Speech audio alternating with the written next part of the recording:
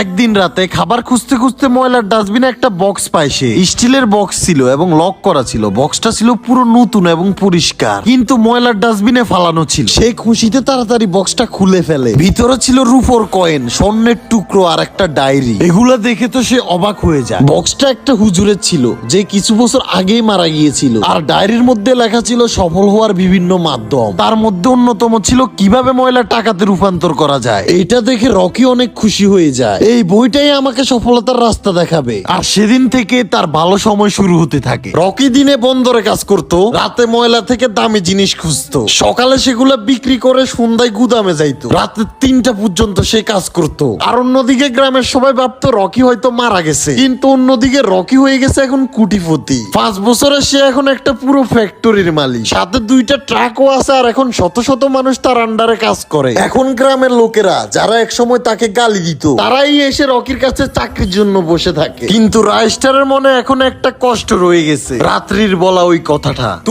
তুই আমাকে ভালোবাসবি, তুই কখনো কি আয়নাতে তোর চেহারা দেখছস? রকি এখনো এগুলা ভেবে কষ্ট পায়। একদিন সকালে রকি অফিসে যাওয়ার জন্য বের হইতেছিল। বের হতেই দেখে একজন মহিলা তার মেয়ে